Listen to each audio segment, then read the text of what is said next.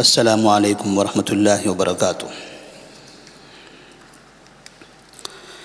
الحمد للہ رب العالمین والصلاة والسلام علی رسولہ الامین وعلی آلہ وصحبہ اجمعین ومن تبعہم بإحسان الی یوم الدین، اما بعد۔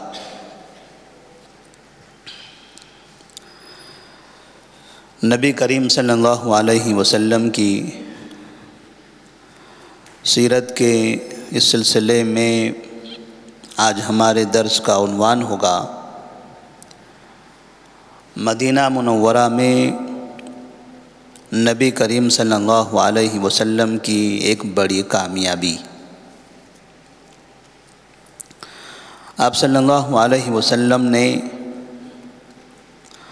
سن 11 نبوت کے 11ویں سال میں مدینہ منورہ کے تقریباً 6 افراد کو اسلام کی دعوت دی تھی، اور یہ 6 افراد جب مدینہ منورہ کی طرف واپس پلٹتے ہیں تو آئندہ سال نبوت کے 12ویں سال وہ تقریباً 12 لوگوں کو ساتھ لے کر آتے ہیں، اور ان 12 میں پہلے کے 6 تھے، وہ 6 اور پھر نئے 6، اس طرح سے مکمل تعداد 12 تھی۔ جب دوسرے سال میں یہ 12 افراد نبی کریم صلی اللہ علیہ وسلم سے عقبہ میں ملاقات کرتے ہیں تو آپ صلی اللہ علیہ وسلم سے کئی چیزوں پر ان کی بیعت ہوتی ہے، اور پھر یہاں سے وہ مدینہ کی طرف حج مکمل کر کے لوٹتے ہیں۔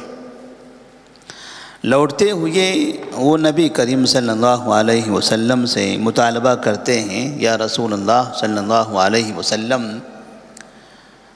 ہمارے پاس مسلمانوں کی اتنی تعداد ہے،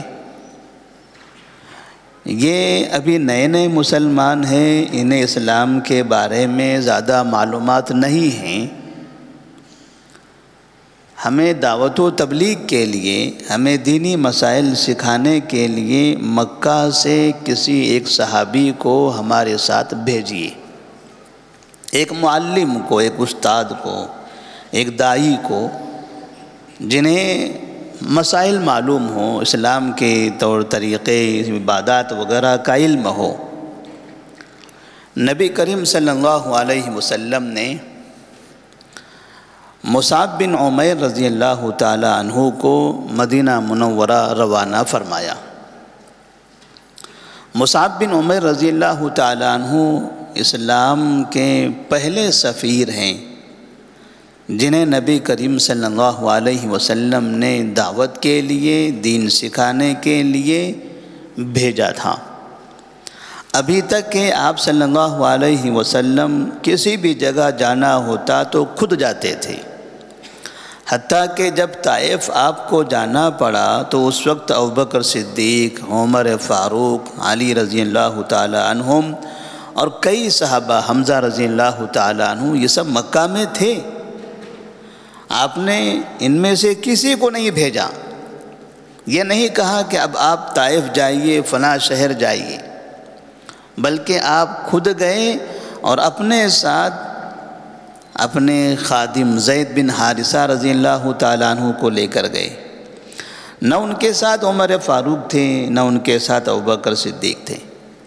آپ صلی اللہ علیہ وسلم جانتے تھے حالات برابر نہیں ہیں، کسی بھی جگہ اگر دعوتی کام کے لیے، دعوت دینے کے لیے جانا ہے تو ہم خود جائیں گے، کیونکہ قوم اگر نقصان پہنچائے تو ہمیں پہنچائے، ہمارے ساتھیوں کو نقصان ہو، آپ صلی اللہ علیہ وسلم کو یہ برداشت نہیں تھا۔ اس لیے کہ جس طرح سے آپ صبر کر سکتے ہیں ان مصیبتوں پر، تکالیف پر، آپ کی طرح دوسروں کا حال نہیں ہے۔ آپ صلی اللہ علیہ وسلم نے پہلی مرتبہ مدینہ منورہ کی جانب مصعب بن عمیر رضی اللہ تعالیٰ عنہ کو بھیجا۔ مصعب بن عمیر رضی اللہ تعالیٰ عنہ انتہائی زیادہ کامیاب داعی اور مبلغ بن کر ثابت ہوئے۔ مکہ کے بعد مدینہ دوسرا ایسا شہر تھا، یا یہ کہیے کہ پہلا ایسا شہر تھا کہ جہاں اسلام بڑی تیزی سے پھیل رہا تھا۔ وہاں پر اسلام کے لیے راستے بڑے ہموار نظر آ رہے تھے۔ جس طرح سے مکہ میں مسلمانوں کو تکلیفیں سہنی پڑی، ایسا کوئی مسئلہ مدینہ میں نہیں ہوا۔ نہ نبی کریم صلی اللہ علیہ وسلم کو ہجرت کے بعد اور نہ ہجرت سے پہلے یہ دیگر صحابہ کو، یہ 6 صحابہ، پھر یہ 12 صحابہ، اور اس کے بعد اور دیگر مسلمانوں کو وہاں پر کبھی بھی اس طرح سے کے حالات سے دوچار ہونا نہیں پڑا جیسے مکہ میں اور طائف میں نبی کو اور صحابہ کو دوچار ہونا پڑا۔ اس اعتبار سے نبی کریم صلی اللہ علیہ وسلم کو سمجھ میں آ رہا تھا کہ مسلمانوں کے لیے بہتر شہر مدینہ ہے۔ وہاں کے لوگوں میں نرمی ہے، وہ اسلام کو جلد قبول بھی کر رہے ہیں، تعداد میں اضافہ ہوتا جا رہا ہے، لہذا یہاں رہ کر پریشان ہونے کے بجائے اس شہر میں چلے جائیں اور وہاں سے پوری دنیا میں اسلام کی دعوت کو عام کریں۔ تو مصعب بن عمیر رضی اللہ تعالیٰ عنہ جب وہاں پہنچے تو اسعد بن زرارہ رضی اللہ تعالیٰ عنہ کے گھر میں انہوں نے قیام کیا۔ وہاں کوئی مسجد نہیں تھی۔ اسعد بن زرارہ جو 12 صحابہ میں سے ایک تھے، ان کے گھر پر قیام کیا، اور ان کے ساتھ مدینہ شہر میں الگ الگ قبیلوں سے، الگ الگ افراد سے وہ ملاقات کرنے لگ گئے، جا کر انہیں اسلام کی دعوت دیتے تھے، جس کی وجہ سے کئی لوگ اسلام میں داخل ہو گئے۔ ایک ایسا واقعہ پیش آیا اس درمیان میں کہ آپ کی دعوت کی وجہ سے ایک قبیلے کے تمام افراد نے ایک بارگی اسلام قبول کر لیا۔ اور دنیا میں کئی مرتبہ ایسے واقعات پیش آئے ہیں، ہمارے پاس بھی کبھی کبھار ہم سنتے ہیں کہ فلاں جماعت کے لوگ، فلاں قبیلے کے لوگ، فلاں مذہب کے لوگ یہ 50 کی تعداد میں ہیں، انہوں نے اس چیز کا مطالبہ کیا ہے اور کہا ہے کہ اگر ہمارا یہ مطالبہ پورا نہ ہو تو ہم سب کے سب مسلمان ہو جاتے ہیں۔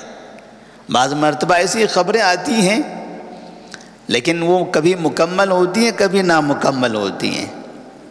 مصعب بن عمیر رضی اللہ تعالیٰ عنہ اسعد بن زرارہ رضی اللہ تعالیٰ عنہ کے ساتھ بنی عبد الاشہل اور بنی عبد الدار، یہ 2 قبیلے ہیں، ان 2 قبیلوں کے علاقے میں ایک کنویں کے پاس جا کر بیٹھتے ہیں، اور پھر وہاں اطراف میں جو مسلمان تھے وہ لوگ آ کر ان سے ملاقات کرتے ہیں، واپس جاتے ہیں۔ مصعب بن عمیر رضی اللہ تعالیٰ عنہ انہیں کچھ تعلیم دیتے ہیں، مسائل بتاتے ہیں۔ تو یہ 2 قبیلے کے جو سردار تھے، اسید بن حضیر اور سعد بن معاذ، ان دونوں سرداروں کو تکلیف ہونے لگی۔ سعد بن معاذ نے اسید بن حضیر سے کہا، دونوں بھی سردار تھے، تو سعد بن معاذ نے اسید بن حضیر سے کہا، دیکھیے ہمارے علاقے میں یہ 2 لوگ آئے ہیں اور لوگوں کو گمراہ کر رہے ہیں، پریشان کر رہے ہیں، ہمارے باپ دادا کے دین سے لوگوں کو غافل کر رہے ہیں، جائیے ذرا ان کو سمجھائیے، بھگائیے یہاں سے، یہ ہمارے علاقے میں کیوں آئے ہیں۔ اسید بن حضیر سعد بن معاذ کی باتیں سن کر سیدھے مصعب بن عمیر رضی اللہ تعالیٰ عنہ کے پاس پہنچتے ہیں۔ مصعب کے پاس پہنچنے کے بعد انہوں نے سیدھے برا بھلا کہنا شروع کر دیا، چلے جائیے یہاں سے، کون ہیں آپ لوگ، یہاں کیوں آئے ہیں۔ جس طرح سے عام طور پر کوئی بھی ان اسلام کو جب پہلی مرتبہ سنتا ہے، دیکھتا ہے، تو تھوڑا سا اسے عجیب سا نظر آتا ہے، جب تک کہ وہ اندر داخل ہو کر ملاقات کر کے صحیح طرح سے نہیں سنتا تب تک کہ اسلام اس کو الگ ہی نظر آتا ہے، الگ ہی دکھائی دیتا ہے۔ تو ایسی صورت میں مصعب بن عمیر رضی اللہ تعالیٰ عنہ نے کہا ٹھیک ہے آپ کہتے ہیں ہم چلے جاتے ہیں، لیکن ہماری خواہش ہے کہ اگر آپ کچھ بات سن لیں ہماری، اچھی ہے تو ٹھیک، نہیں ہے تو آپ چھوڑ دیجئے، ہم جانے تیار ہیں، کوئی مسئلہ نہیں ہے، اگر آپ اجازت دیں تو ہم آپ کو کچھ بتا دیں۔ تو اسید بن حضیر نے کہا ٹھیک ہے کوئی بات بتانا ہے بتا دیجئے، اچھی ہوگی تو سنیں گے ورنہ بھگا دیں گے آپ کو یہاں سے۔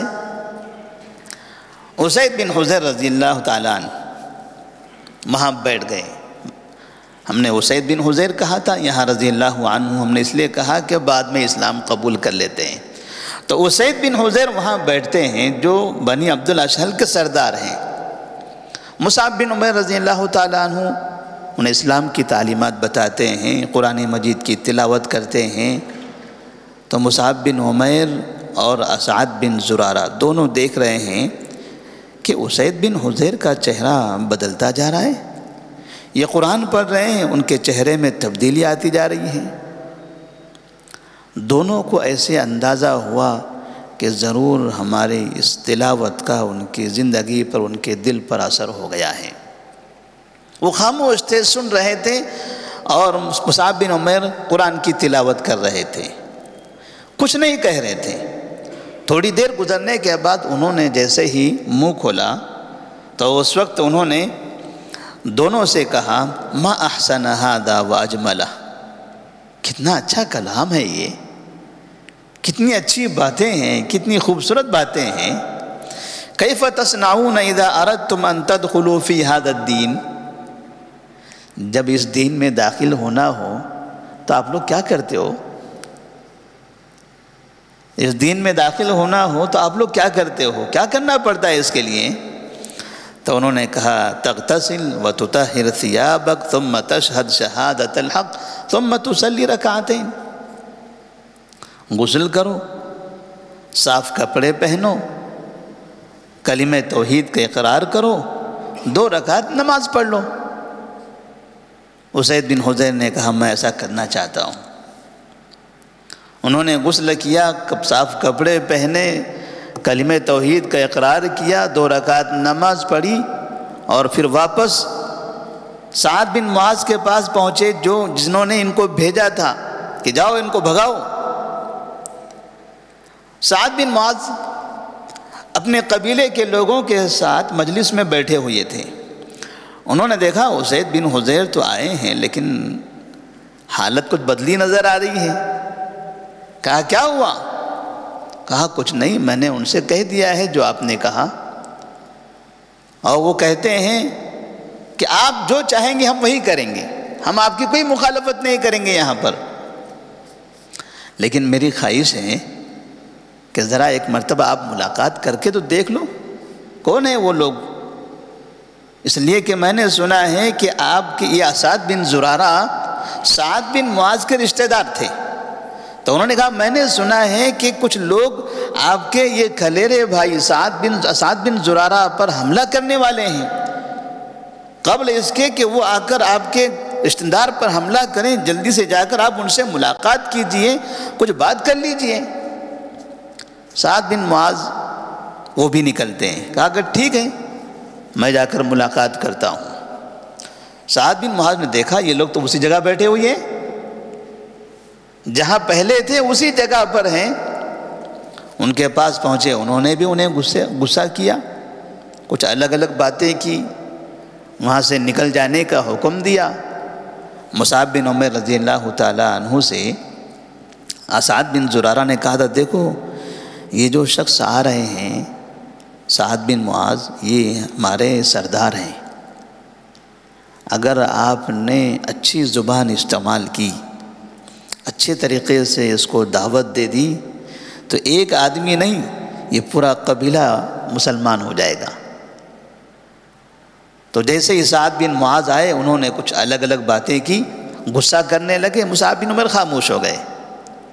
کہا اے سعد بن معاذ اگر کچھ باتیں میری آپ سن لیں تو میرے لیے بہتر ہے، اچھی ہو تو مان لینا، خراب ہو تو چھوڑ دینا، ہم چلے جاتے ہیں۔ کہا ٹھیک ہے، سنائیے کیا بولنا ہے آپ کو۔ سعد بن معاذ بیٹھ گئے۔ مصعب بن عمیر رضی اللہ تعالیٰ عنہ نے پھر ان سے اسلام کے بارے میں بتایا، اسلام کا تعارف کیا، اور پھر قرآن مجید کی تلاوت کرنے لگے۔ جیسے جیسے قرآن کی تلاوت کرتے جا رہے تھے، سعد بن معاذ رضی اللہ تعالیٰ عنہ کا چہرہ نیچے جھکتا جا رہا تھا، آنکھوں سے آنسو گر رہے تھے۔ اور پھر انہوں نے بھی اس جگہ پر کہا تھا کہ کیف تصنعون اذا اسلمتم، جب تم مسلمان ہوتے ہو تو کیا کرتے ہو؟ تو انہوں نے کہا کہ ہم مسلمان ہوتے ہیں تو غسل کرتے ہیں، اچھے کپڑے پہنتے ہیں، کلمہ توحید لا الہ الا اللہ محمد رسول اللہ پڑھتے ہیں، 2 رکعت نماز پڑھتے ہیں۔ کہا مجھے بھی یہی کرنا ہے۔ انہوں نے بھی اس جگہ پر 2 رکعت نماز پڑھی، واپس چلے گئے۔ مصعب بن عمیر اور اسعد بن زرارہ دونوں اسی جگہ بیٹھے ہیں کنویں کے پاس۔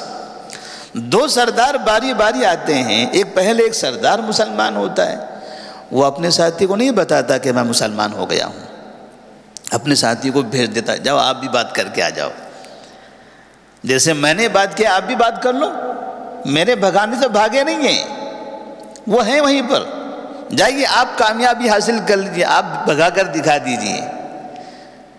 سعد بن معاذ آتے ہیں اور یہاں ان کی باتیں سن کر یہ بھی اسلام قبول کر لیتے ہیں۔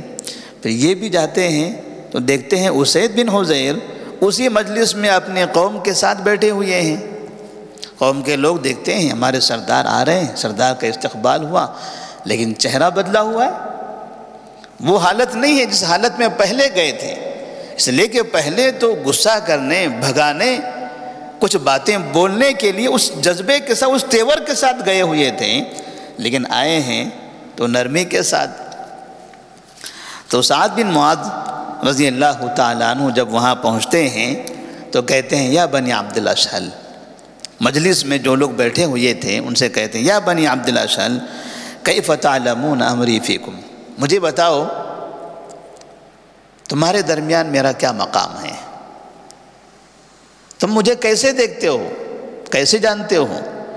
تو انہوں نے کہا سیدنا و افضلنا رأیا و ایمننا نقیبتا، آپ تو ہمارے سردار ہیں، آپ ہم میں سے اچھے آدمی ہیں، بہتر رائے والے ہیں، ہمارے بہتر نگہبان ہیں، پاسبان ہیں، آپ کا کیا ہے؟ آپ کا مقام مرتبہ بڑا ہے، ہمارے ہمدرد ہیں آپ۔ تو انہوں نے کہا سنو فَإِنَّ كَلَامَ رِجَالِكُمْ وَنِسَائِكُمْ عَلَيَّ حَرَامٌ حَتَّى تُؤْمِنُوا بِاللَّهِ وَرَسُولِهِ، آج کے بعد سے تمہارا کوئی بھی آدمی یا کوئی عورت مجھ سے اس وقت تک بات نہیں کر سکتے جب تک کہ وہ اللہ پر، اس کے رسول پر ایمان نہ لے آئیں۔ جتنے لوگ ہیں سب سے انہوں نے کہہ دیا آج سے ہمارا تمہارا رشتہ ختم، اگر مجھ سے میری مجلس میں آنا ہے، مجھ سے بات کرنا ہے، آدمی ہو یا عورت ہو، بڑا ہو یا چھوٹا ہو، اس وقت تک تم میری مجلس میں نہیں آ سکتے، میرے سامنے نہیں آ سکتے، گفتگو نہیں کر سکتے جب تک کہ تم ایمان نہ لے آؤ۔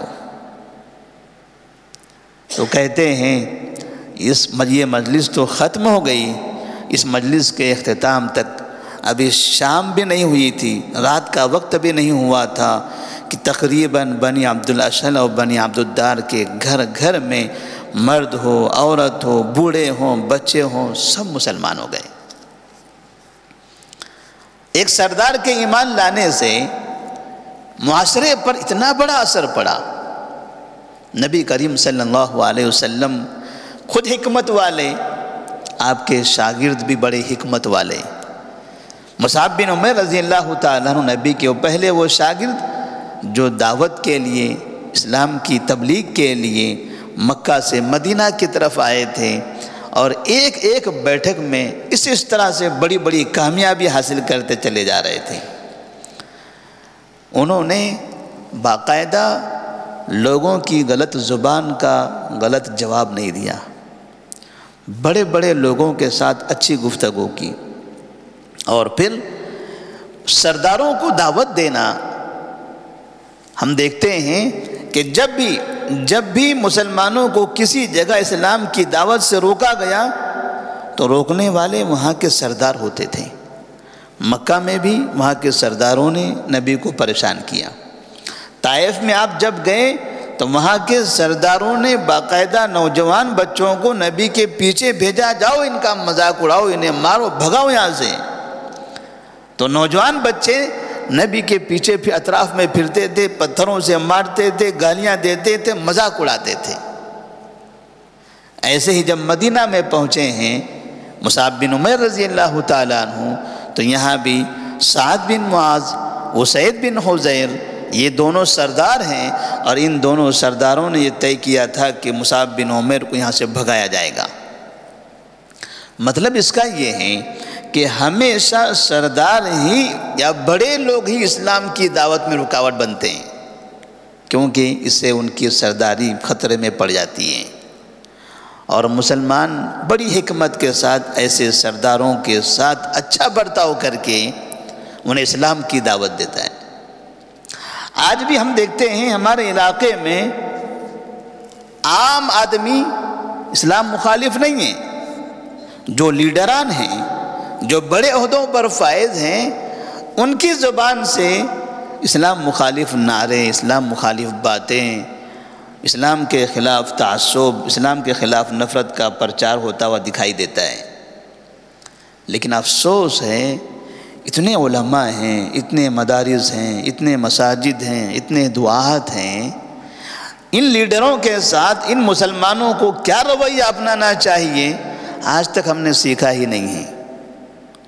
ہم ہمیشہ ان لیڈروں کی برائی کرتے رہے، ان لیڈروں کو دھمکیاں دیتے رہے، ان لیڈروں کو گالیاں دیتے رہیں، ان لیڈروں کی توہین کرتے رہیں، اپنے کانفرنسوں میں، اپنے جلسوں میں علماء تک ایسی گفتگو کرتے ہیں، ایسی زبان کا استعمال کرتے ہیں کہ جو علم والے کی شان کے خلاف ہیں۔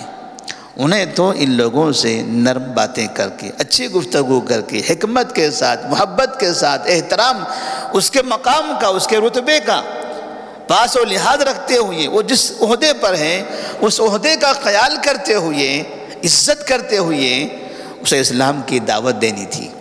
نبی نے فرمایا تھا انزل الناس منازلہم، لوگوں کو ذلیل مت کرو، لوگوں کو اس کے مقام، اس کے مرتبے کے لحاظ سے بات کرو۔ اگر ہم ہمارے ملک کے وزیر اعظم ہیں، وزیر داخلہ ہیں، وزیر خارجہ ہیں، ہوم منسٹر ہیں، یا وزیر اعلیٰ ہیں، یا الگ الگ پارلیمنٹ کے ممبران ہیں، بڑے لیڈران ہیں، اگر ان لوگوں کے بارے میں ہم غلط زبان استعمال کر رہے ہیں، ان کی توہین کرتے ہیں، ان کو ذلیل کرتے ہیں، ان کو رسوا کرتے ہیں ہماری مساجد میں، ہمارے مدرسوں میں، ہمارے کانفرنسوں میں، ہمارے جلسوں میں، تو مطلب یہ ہوا کہ ہمیں اسلام کیا ہے، اسلام کیا تعلیم دیتا ہے، اس کو دوبارہ ہمیں پڑھنے کی ضرورت ہے۔ ہمیں کسی مدرسے میں داخلہ لینے کی ضرورت ہے جہاں حقیقت میں اسلام کی تعلیمات صحیح طرح سے سکھائی جاتی ہیں۔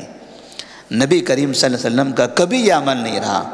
آج ہمارے پاس تعصب اور دشمنی اور نفرت کا ایک بڑا سبب مسلم حکمران، مسلم ذمہ داران، مسلم علماء، مسلم رہنما اور رہبر ہیں، مسلم دعات ہیں، مسلم مبلغین ہیں، مسلمانوں کے یہ مساجد اور مدرسے ہیں۔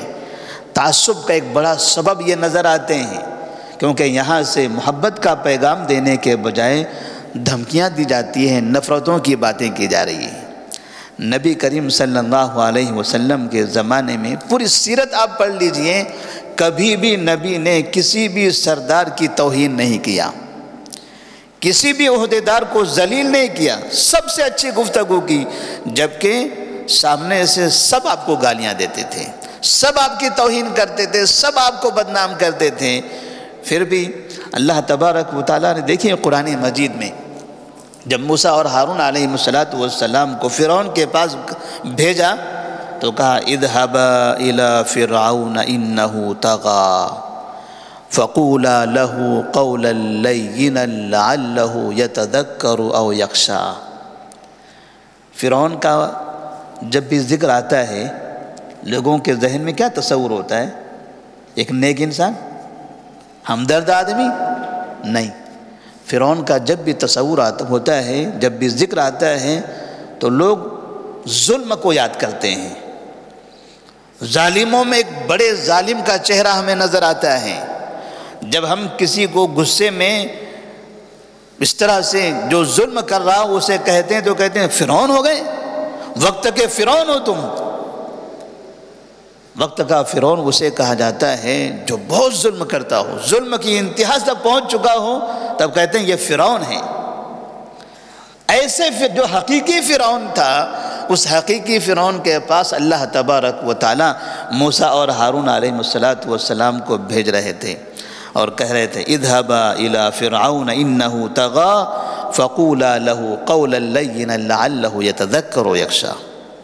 اے موسیٰ اور ہارون، فرعون کے پاس جاؤ، وہ سرکش ہو گیا ہے، لیکن وہاں جانے کے بعد اس سے انتہائی نرم بات کرو، انتہائی نرمی سے اس سے بات کرو، لعلہ یتذکر و یخشی۔ کیوں؟ اس لیے کہ نرمی میں قبولیت ہے، نرمی میں فائدہ ہے، نرمی میں کامیابی ہے۔ لعلہ یتذکر و یخشی، ممکن ہے آپ کی نرم گفتگو کی وجہ سے وہ نصیحت حاصل کرے، اس کے دل میں اللہ کا ڈر پیدا ہو جائے۔ یہ نصیحت ہے جو دعات ہیں، جو مبلغین ہیں، جو علماء ہیں، نبی کریم صلی اللہ علیہ وسلم کی سیرت کا ہمیں کثرت سے مطالعہ کرنا چاہیے، تاکہ ہمیں ہمارے اطراف کے وہ افراد جو شرک میں، کفر میں مبتلا ہیں، ان کے لیے ہمارے دلوں میں ہمدردی ہونا چاہیے کہ کیسے ایسے لوگوں کو کس طرح کی حکمت کے ساتھ، کس طرح کی زبان کے ساتھ اسلام کی طرف دعوت دیں، اس لیے کہ یہ اسلام میں داخل ہوں گے، ہمارا بھلا ہوگا، ان کا بھلا ہوگا، ہمارے لیے جنت کا راستہ آسان ہو جائے گا اور وہ بھی جنت میں چلے جائیں گے۔ اگر ایک آدمی ہماری وجہ سے غلط راستے سے بچ جائے، برائی سے محفوظ ہو جائے، کہیں گڑھے میں گر رہا تھا بچ جائے، تو کیا ہمارے لیے خوشی کی بات نہیں ہے؟ کسی کو ہم گڑھے میں گرتا دیکھیں اس پر خوشی، یہ تو مسلمانوں کا عمل نہیں ہو سکتا۔ گڑھے میں گرنے سے بچانے والا مسلمان ہوتا ہے، گرنے پر خوشی کا اظہار کرنے والا مسلمان نہیں ہوتا۔ اللہ سے دعا ہے کہ اللہ تبارک و تعالی ہمیں ہماری زبانوں میں نرمی پیدا فرمائے، صحیح حکمت کے ساتھ اسلام کی دعوت کو عام کرنے کی توفیق عطا فرمائے۔ ہمارے اطراف میں جو غیر مسلمین ہیں ان کے اطراف میں، ان کے قریب جا کر ان کے ساتھ بیٹھ کر، ان سے مل کر ہمیں اسلام کی دعوت دینے کی، نبی کا پیغام ان تک پہنچانے کی توفیق عطا فرمائے۔ والسلام علیکم ورحمۃ اللہ وبرکاتہ۔